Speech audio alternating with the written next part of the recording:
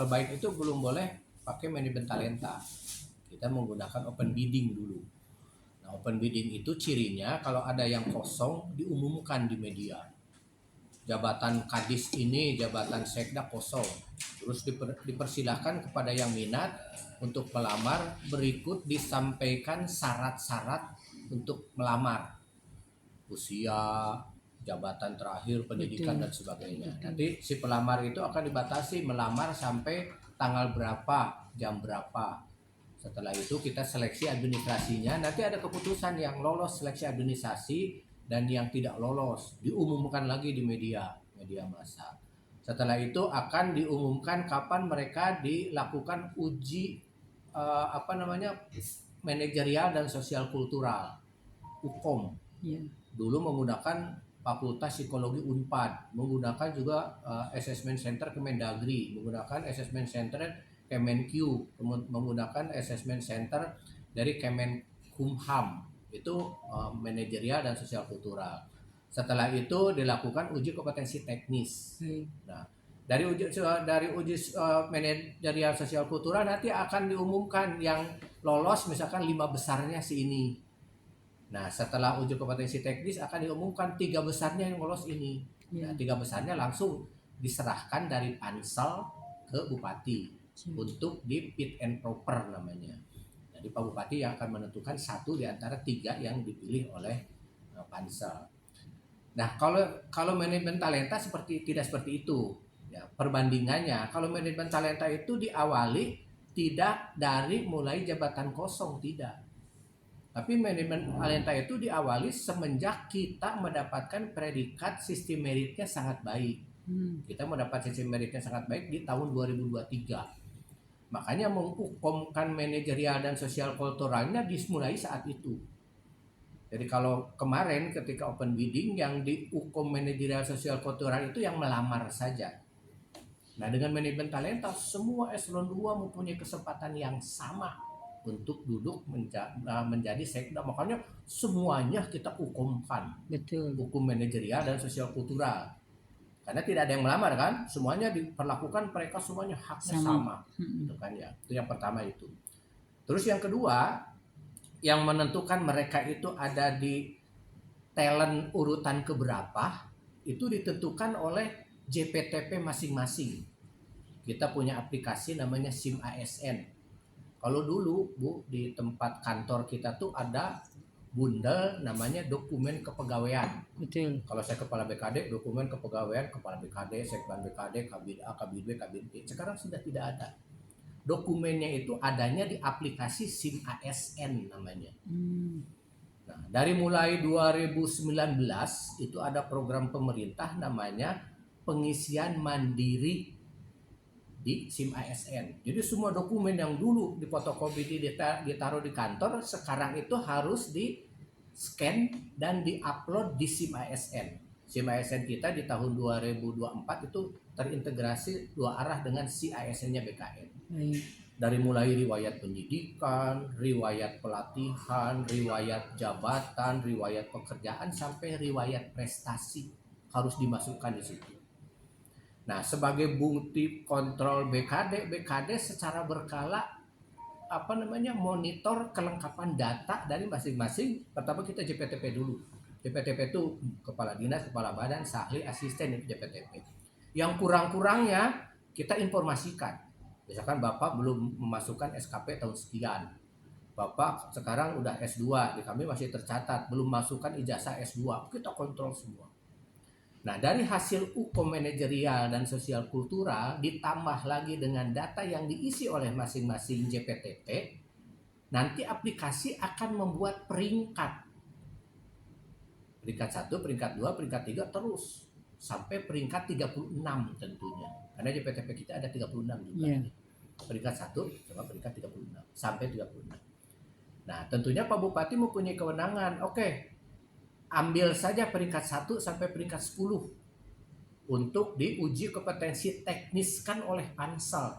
Nah, kalau dulu open bidding, uji kompetensi manajerial dan sosial kultural dan teknis itu waktunya bersamaan. Tetapi khusus hanya untuk yang melamar. Dengan manajemen talenta, uji kompetensi manajerial sosial kultural diberlakukan untuk semua JPTP dan kelengkapannya itu diperlakukan ke semua JPTP untuk mengisi kelengkapan sendiri di SIM ASN. Yang belum lengkap kita kontrol setiap saat, kita informasikan ke yang bersangkutan. Malah kita melakukan beberapa kali verifikasi terhadap umpengnya. Tolong dicek kepala dinasnya data apa yang belum. Karena kayak pendidikan itu kan ada SD, SMP, SMA, S1, S2, S3. Kalau dia udah S3, upload ijazahnya, simpan di SIM ASN. Nah, untuk manajemen talenta kita punya aplikasi namanya Simata, SIM Informasi Manajemen Talenta. Ketika kita mencet Simata, itu data dari SIM ASN akan diambil semua oleh Simata yang berkaitan dengan kepentingan manajemen talenta. Nanti muncullah ranking 1 sampai ranking 36. Pengalaman dari Pemda lain yang diambil rata-rata paling banyak itu 10 besar. Nah, di kita itu 10 besar. Cuman pertanyaannya kenapa di list cuma 8? Ya kan? Nah, yang 2 itu Pak Kasatpol siapa? Pak Agus Suryana. Itu usia 58-nya bulan April. Sementara kita narik data di bulan November. Udah nggak bisa. Pak Slamet Budi, satu lagi, itu 58 tahunnya kalau tidak salah di bulan Juni. Apa Juli. Udah nggak bisa. Makanya dari 10 besar itu hanya terjaring 8 orang untuk diserahkan ke Pansel mengikuti uji kompetensi teknis. Jadi bedanya kalau open bidding itu uji kompetensi manajerial sosial kultural dengan teknis itu disamakan waktunya untuk yang melamar. Kalau di kalau di manajemen talenta, uji kompetensi sosial kultural itu diberlakukan untuk semua. Nah, 10 besar baru dimasukkan ke uji kompetensi teknis oleh Pansel. Nah, kalau misalkan ada pertanyaan Panselnya siapa? Panselnya itu 2 orang pejabat dari Provinsi Banten. 1 orang asesor profesional atas rekomendasi dari Kementerian Dalam Negeri dan 2 orang akademisi. Di mana 2 orang akademisi itu biasa jadi Pansel di Kabupaten Tangerang, di Tangsel, di Cilegon. Jadi sudah terbiasa memang jadi Pansel. Dua-duanya lektor kepala di perguruan tinggi dan sudah punya pengalaman di Pansel. Gitu. Jadi bedanya itu ya. Nah sekarang itu karena memang tidak ngobrol seperti ini, ada wacana seolah-olah keterbukaan publiknya dilanggar gitu. Karena memang manajemen talenta tidak ada pengumuman lowongan yang kosong dan tidak ada pendaftaran gitu. Malah ada isu kan seolah-olah ini disingkirkan gitu karena dia daftar disingkirkan, tidak ada daftar. Justru yang bersangkutan itu kenapa tidak masuk 10 besar? Ya kriterianya mungkin tidak terpenuhi, kualifikasi pendidikan, pengalaman jabatan, pengalaman kompetensi, pelatihan dan sebagainya sama prestasi. Betul. Nah, semua itu nanti akan diambil oleh Simata tadi, sistem manajemen talenta dan akan menentukan aplikasi peringkat 1 sampai peringkat terakhir. Hasil UKOM misalkan antara si A dengan si B kan beda, itu beda skornya. Pendidikan antara S1, S2, S3 beda lagi skornya. Pelatihan yang sudah pernah pelatihan 20 jam per tahun dan ngikut terus beda lagi dengan jarang yang ikut pelatihan. Prestasi yang sering dapat prestasi apalagi tingkat nasional, provinsi, kabupaten beda skornya dengan yang jarang mendapatkan prestasi. Jadi kalau misalkan ada pertanyaan yang menentukan peringkat Bupati kah, BKP SDM kah? Bukan, tetapi PNS yang bersangkutan yang menentukan peringkat berapa dia. Kalau hukumnya jelek, jangan berharap peringkatnya bagus. Betul. Kalau prestasinya sedikit, jangan berharap dia prestasinya bagus. Kalau pelatihannya sedikit, jangan berharap. Pengalaman jabatannya sedikit, jangan berharap. Jadi dari itu aplikasilah yang muncul. Ini peringkat 1 sampai peringkat 10 gitu ya. Jadi itulah bedanya antara sistem merit menggunakan open bidding dengan sistem merit menggunakan manajemen talenta. Di Undang-Undang 20 itu Undang-Undang 20 2023 2024 saya lupa ya. Malah manajemen talenta itu menjadi wajib hukumnya ke depannya. Tidak open bidding lagi. Kalau open bidding kan tadi kita hanya melayani yang daftar. Tapi kalau manajemen talenta semua eselon 2 kita layani karena semuanya punya hak yang sama. Terus kalau boleh saya sebutkan urutannya Bu ya. Iya. Bapak karena tadi Pak PJ Bupati juga menyampaikan untuk menjelaskan urutannya. Iya, urutannya. Pak Sekda juga menyampaikan untuk menjelaskan urutannya. Kalau itu saya menyampaikan barusan gambaran kenapa apa bedanya open bidding dengan manajemen talenta? Talenta. Gitu kan. Kalau open bidding tadi diumumkan, ada seleksi administrasi, ada yang eh, pengumuman setelah manajemen hukum manajerial, sosial kultural, setelah itu baru di hukum teknis kan. Kalau ini sampai sosial kultural itu semuanya mempunyai kesempatan yang sama. Nah, setelah manajerial sosial kultural dan pengisian data mandiri, nanti aplikasi Simata namanya dengan sendirinya akan men-skor masing-masing 10 besar yang diambil untuk uji kompetensi teknis. Yang melakukan uji kompetensi teknis tadi pansel, panitia seleksi, bukan panelis. Karena kemarin ada dibutuhkan panelis. Gitu kan. Kalau panelis kalau kita di pemilihan bupati itu yang membuat pertanyaan. Kalau panelis tidak punya hak untuk membuat skor, tapi kalau pansel itu memang yang membuat pertanyaan dan menilai jawaban. Terus kalau itu pertanyaan di uji kompetensi teknis itu apa saja yang dilakukan gitu kan ya. Nah, pansel memerintahkan kepada 10 besar yang akhirnya terjaring 8 besar itu untuk nyusun makalah ngedadak dengan tema visi Pak Bupati terpilih. Visi ya Pak. Visi Pak Bupati terpilih. Nah, yang dinilai oleh pansel itu kesesuaian atau judul dengan tema, judul masing-masing. Terus sistematika makalah, karena sistematika terserah masing-masing. Ada pansel dari akademisi kan, mereka ngerti betul bagaimana cara membuat makalah yang baik. Terus setelah itu keterkaitan isi dengan tema yang visi Bupati terpilih. Terus sistematika keterkaitan perencanaan, target dan sebagainya. Terus wawancara, pendalaman terhadap makalah. Nah, wawancaranya itu kesesuaian antara pertanyaan dengan jawaban, kualitas jawaban dan sebagainya. Itu ada kriterianya satu-satu. Gitu ya, dari 5 orang pansel itu. Nah, Ibu, kalau ingin mendapatkan rangkaian pengisian jabatan Sekda Kabupaten Tangerang, tadi Pak Bupati menyampaikan bahwa diawali dengan cuti yang dilakukan oleh Pak Sekda waktu itu, Pak Maisar Rashid. Pertanggal 8 Juli tahun 2024. Nah, di Perpres 3 tahun 2018 disebutkan bahwa ketika jabatan Sekda kosong, itu Pak Bupati mengangkat penjabat sekretaris daerah setelah mendapatkan persetujuan dari gubernur. Nah, ketika cuti kosong kan tidak ujug-ujug ada PJ. Betul. Kalau kosong PJ belum ada, diisi dulu oleh PLH. Gitu. Nah, persetujuan gubernur waktu itu muncul, beliau PJ di SK-kan oleh Pak Bupati. Terus pada saat PJ itu berlakunya 3 bulan Pak ya? 3 bulan. Nah, ketika mau ke 3 bulan kedua, itu ada kaitannya dengan konsultasi dan sebagainya, beliau PLH lagi. Karena tadi PLH itu ketika kosong, PLH itu cukup betul. surat dari Bupati tanpa persetujuan gubernur. Terus persetujuan gubernur kedua turun, akhirnya beliau diperpanjang menjadi PJ. Karena kemarin juga ada yang membahas, tanda tangannya PLH dan sebagainya. Ada yang nanya ke saya, PLH boleh tanda tangan surat atau PLH definitif PJ itu sama kewenangannya. Bentuknya, betul. Gitu. Boleh tanda tangan surat, boleh mencairkan anggaran dan sebagainya. Yang beda itu hanya sebutan saja. PLH itu sementara, kalau PJ belum atau definitif belum. Sementara PJ itu kalau proses pengisian definitifnya masih lama, kan diisi dulu sama PJ. Nah, sekarang definitif. Jadi pada dasarnya kewenangannya sama.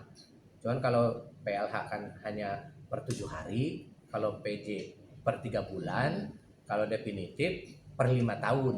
Cuman karena beliau 2 tahun yang akan datang pensiunnya ya, jadi sampai pensiun gitu ya. Tapi kalau yang aslinya itu per 5 tahun. Kalau 5 tahun itu boleh dievaluasi kinerja sebetulnya. Nah, jadi landasan kita adalah Perpres 03 tahun 2018. Baik ketika pengangkatan PJ, PLH maupun pengangkatan Sekda definitif. Itu disebutkan kalau ini seperti apa, kalau ini seperti apa, dan itu kita melakukan ini. Dan ketika kita melakukan ini, yang ngontrol kita itu pertama adalah BKN, yang kedua provinsi, yang ketiga Mendagri. Jadi kalau ada pelanggaran aturan, tentunya tidak akan keluar persetujuan gubernur. Tidak akan keluar pertek BKN. Dan tidak akan keluar izin Mendagri. Jadi kalau dianggap bahwa melanggar aturan dan sebagainya, atau kita tidak mungkin lanjut kalau melanggar aturan. Karena yang 3 itu tidak akan menyetujui kalau melanggar aturan gitu ya.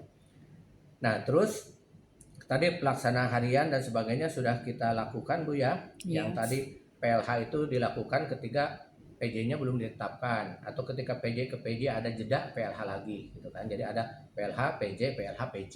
Posisi beliau sebelum dilantik PJ. PJ kemarin. PJ Betul. sekretaris daerah atau penjabat Betul. sekretaris daerah. Nah, terus Bapak Ibu sekalian, untuk runtutan seperti itu sih Bu.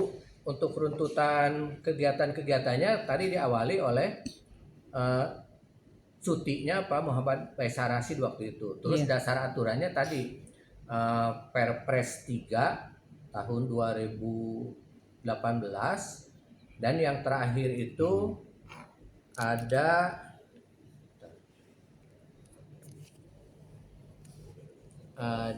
SE Menpan RB nomor 10 tahun 2023 yang menyebutkan batas usia pengangkatan sekretaris daerah. Betul.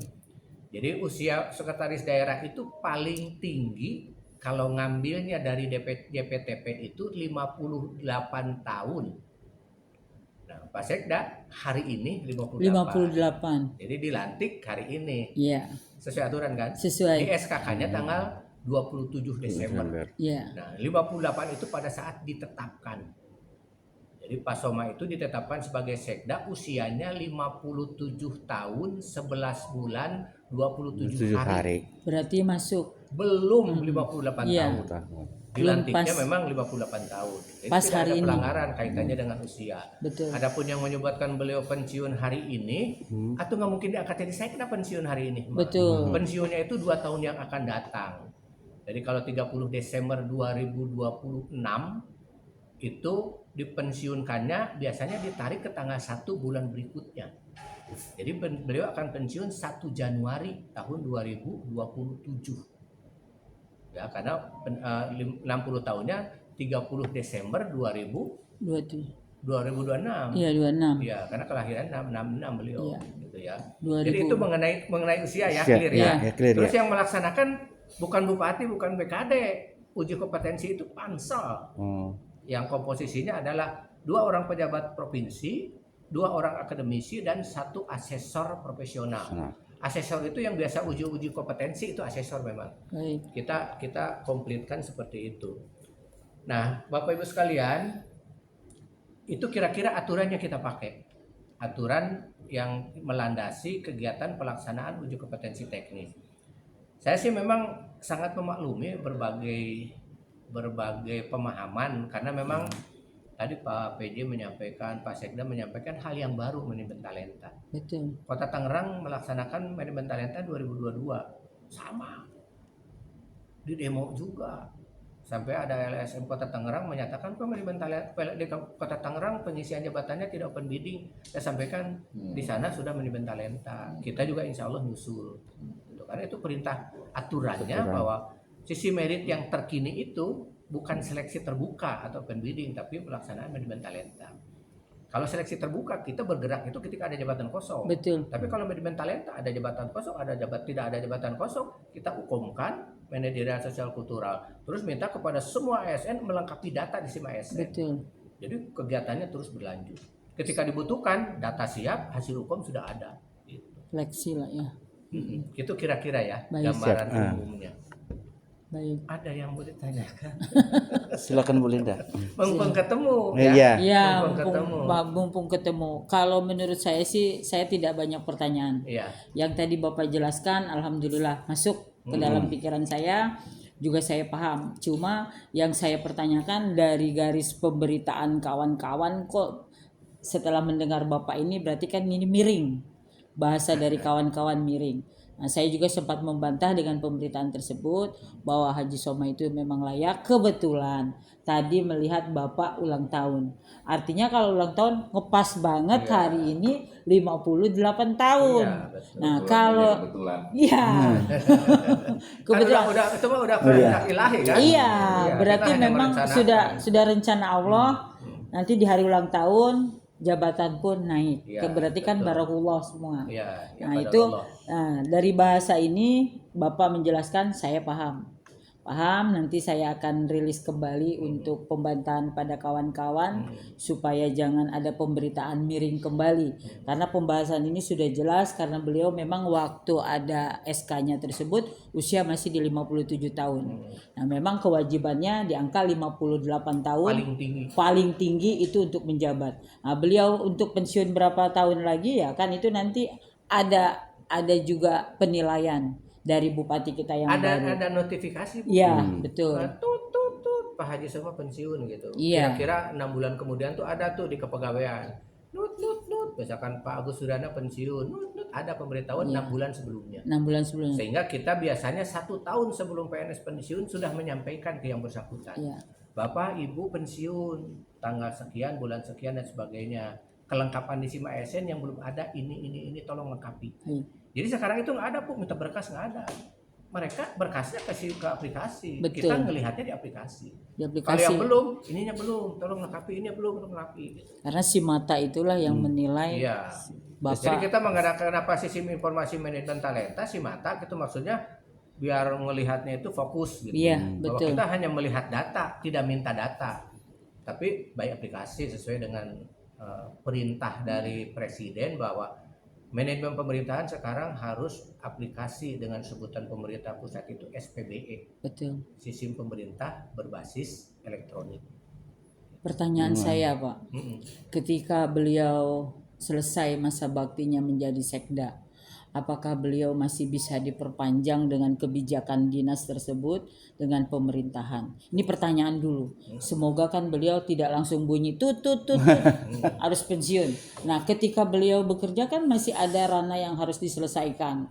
Nah, kalau misalnya diselesaikan berhenti di situ sesuai Bapak bilang ada alarm, ada masuk lagi PJ atau PLT kan itu lebih berantakan lagi. Maksud saya, pertanyaan saya, apakah jika Pak Haji ini nanti selesai masa baktinya, pemerintah masih bisa tidak memperpanjang sampai periode ke 5 tahunnya? Begitu Pak pertanyaan saya. Saya boleh bercanda nggak? Boleh.